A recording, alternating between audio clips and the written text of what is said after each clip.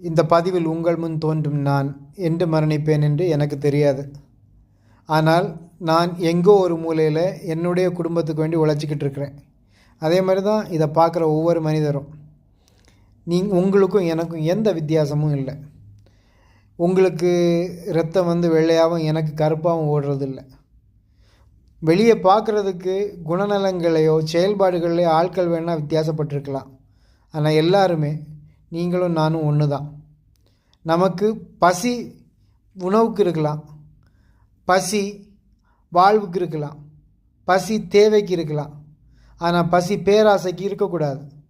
ஆனால் மனித குலம் முழுக்க ஒரு பேராசை பரவிட்டு நான் என்னுடைய கட்டுப்பாட்டில் எல்லாத்தையும் செயல்படுத்தணும்னு நம்பக்கூடிய ஒரு ஆளுமை தன்மையை மனிதன் வந்து முன்னாடியே எடுத்துட்டான்.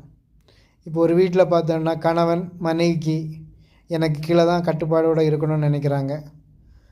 அடுத்தது ஒரு கல்லூரியோ ஒரு நிறுவனமோ எங்கேயோ போனாலும் சரி, ஆசிரியர் நிறுவனத்தில் இருக்கிற மேலாண்மை அதிகாரிகள் எல்லோரும் நினைக்கிறாங்க என் கீழே தான் எல்லோரும் இருந்து வேலை பார்க்கணும், நான் சொல்கிறது தான் கேட்கணுன்னு. இந்த கட்டுப்பாடு மாதிரி தான் மக்களில் நிறைய பேர் அரசியலை கட்டுப்பாடுன்னு நினைக்கிறாங்க. இங்கே அரசியல் கட்டுப்பாடு இல்லை, இங்கே அரசியல் ஒவ்வொரு தனிநபரோடது. ஒவ்வொருத்தனை முன்வைக்கக்கூடிய கூட்டு முயற்சி தான் இந்தியாவில் இருக்கிற மக்களாட்சி அரசியல். அந்த மக்களாட்சி அரசியலுக்கு வாக்களிக்கிற மக்கள் உண்மையில் இந்த அரசியலை பற்றி தெரிஞ்சிருக்காங்கன்னு பார்த்தா கிடையாது.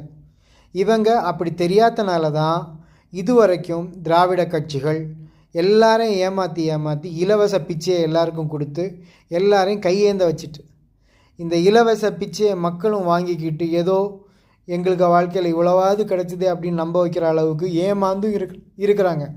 அந்த ஏமாற்றத்தை இவங்க என்ன மாதிரி வைக்கிறாங்கன்னா, உங்களுடைய விடுதலை விலைக்கு வாங்கியிருக்காங்க. உங்களுடைய 5 வருட விடுதலை உங்களுடைய வாக்கில் தான் இருக்குது. நாளைக்கு நீங்கள் போட போகிற வாக்கு இது மாதிரியான இலவசங்களை எதிர்த்தா இல்லை தூய குடிநீர் இலவசமாக வேணுன்றதை நோக்கியான்னு பாருங்கள். இல்லை தூய மருத்துவம் உங்களுக்கு எளிமையாகவும் இனிமையாகவும் சிறப்பாகவும் கிடைக்கிறதுக்கு உள்ள வழிவகைகள் வேணுமான்னு பாருங்கள். தூய கல்வி, அதாவது உண்மையான கல்வி, இன்றைக்கி இருக்கிற திராவிட திருவாளர்கள் கொண்டு வந்திருக்க கல்வி இல்லை. அந்த கல்வினால் யாருக்கும் எந்த பயனும் இல்லை. அதனால தான் நடிகை வந்ததும் தெருவுக்கு போய் நிற்கிது இன்றைக்கி படித்த பிள்ளைங்க எல்லாம். சரி, அதை விடுவோம்.